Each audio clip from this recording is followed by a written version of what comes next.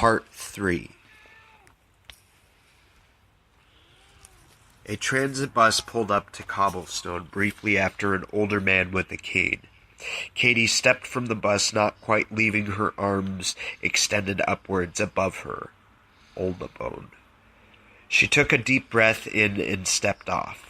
There was still some daylight left, and Katie had departed early for the walk. She loved to walk. Katie swam through the people in markets. She waded through the entry line, showing off her bracelets and that pharmaceutical glint in her eyes, always a magnet for small talk. She didn't take very many people seriously.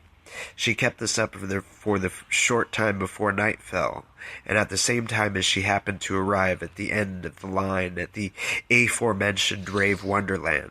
There were crowds of 18 to 20-year-olds, and probably every other age, no cards. This is where teeny boppers got high, all massed like a hive in front of record spinners. The music was very laid back. The best word I can think of is pixelated. These masses weren't like typical mosh pits. It was all love and lust and a ball of sweat and clothing. They would take ecstasy and join a massive dry hump, and then politely get sick, then have cigarettes, and the philosophical teachings would commence. Katie had this thing that some women have in the rave, a privilege. She could join the mass, and the crowd would unconsciously give her space. Women didn't want to go near her because she was magnetic to men, and men didn't want to go near her because she smelled like a lawsuit from a mile away. Everyone knew, when they saw a girl or a woman that had her own space, that she was supreme, and there was no changing this dynamic within this space. Katie danced. A man named Leonard rested from the humidity at the outer edge. Katie tended to draw obsession, and she disliked women strongly. Leonard was on her hook. He stared, sweating. Katie danced and embraced with him when he approached her. After some indeterminate amount of time passed in the grind zone, Katie fluttered off to one of the hidey holes where many of the ravers preferred to smoke their cigarettes, taking in some fresh air as well. Katie smoked a cigarette, staring off into the black night, starting to feel a bit blue. Leonard's spot was an odd alcove in the corner of a building, which should have been a house. There was a small table and a small kitchen, a small closet, a small television set up on cases, a large unsheeted white mattress. Leonard and Katie sat at the end of the bed, facing the TV, passing a joint. Katie was nude. "It's just that, as a female, I find lingerie so silly. Men are way too simple." Katie had clearly been rambling for a while now. Leonard passed her the joint roach. "I wish I had some now." Leonard chuckled, curious to see the look in your eyes. Katie furrowed her brows and tilted her head up as if she were about to have a nosebleed. She ran into the large bathroom, quick at first but slower as Katie noticed the breeze on her legs, her nakedness. She shut the door to the bathroom and dripped some water into her eyes. Katie shivered, looked about the area of the bathroom for her clothes. There was nothing on the bathroom floor. The toilet itself was elevated one step off of the ground. The situation with the toilet, the general look and style of the bathroom had a familiarity. Yet, dreadfully, she could never remember having been there. Katie was frightened. She cracked the door open, waiting for his queried face, and when it arrived, she could no longer recognize him. Katie held her eyes away from the door, looking down her nose. With caution in her delivery, in a soft tone, she asked, "Do you know, where are my clothes?" "Why, they're right there." Leonard directed her to them. She quickly darted around the corner and grabbed them up. Underneath there were pornos, which seemed familiar and eerie as well. Katie opened the door a little more, covering herself as best she could with her hands. Katie stepped out to snatch it, and then quickly, sloppily dressed in front of him, dressing partly out of the peculiarity of the situation, and partly out of the chills. It was cold in there. Do any of those have lingerie as a topic? Yeah, but it's not my favorite. Very anal-oriented. The idiot psycho replied. Do you like these kind of videos? Yeah, what, Elmer? She deliberately fumbled his name, looking through the things in his kitchen. My name is Leonard. I asked if you liked these pornos. Do they entertain you? Katie faked a chuckle and pulled her eyes back once more to look down the ledge of her nose at him, her lips pulled back into a smile. Sure, Lenny boy, saying what he wants to hear, she said, impersonating an old maid. Katie passed out on one of the pillows. Jesse was playing cards in the garage of his mother's house with Joel and his brother. Jesse had drunk a bit too much. His cell phone rang from inside his pocket. He put up a finger to postpone the round. When he answered the phone and heard what was on the other end, he leapt up to go to his room.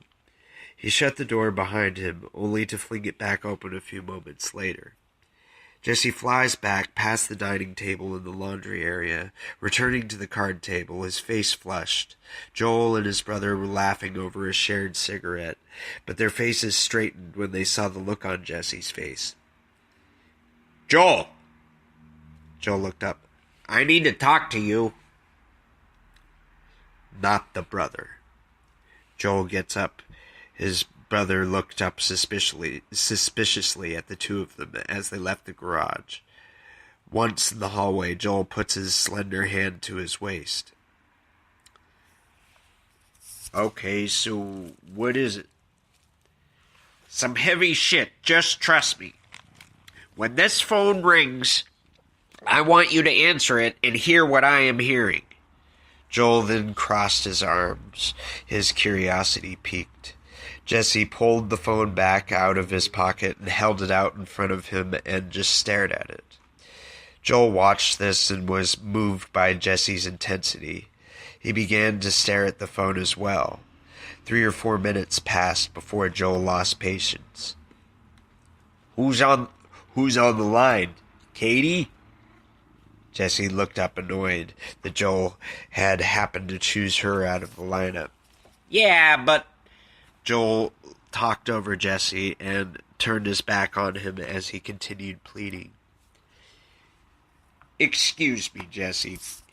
I'm going to the store to rent Minority Report. No more drivel. Joel, on payday, I will pay you all the fucking gas money in the world. No. You don't understand. Jesse's brow was dripping with sweat. No. She has never lied to me. She has never lied to me. Not once, Joel. No, damn it. Joel, Joel cut him off. No, damn it! Joel lifted his knee in the air, swiped his distaste for the situation Jesse's way. Damn it, no! No, damn it! Damn it, no! Jesse, she's a fucking junkie. As Joel and Jesse argued, the phone began to buzz from the coffee table. Hello? Jesse answered. Joel watched him. As Jesse listened, receiver in his right ear, his eyes started to widen bit by bit. He plugged his left ear with 2 fingers and turned away from Joel's energy. Elmer? Who's Elmer? Katie, what street are you at? Joel watched as Jesse listened, his brow furrowed and his left ear stuck out to try to catch any extra bits of the other side of the call as he could. What? Oh no! Oh shit! Joel could hear a girl scream from the other end. Jesse! Oh God! Please come get me! Joel rushed behind Jesse and grabbed the phone out of his ear. Quiet down for a second, Katie.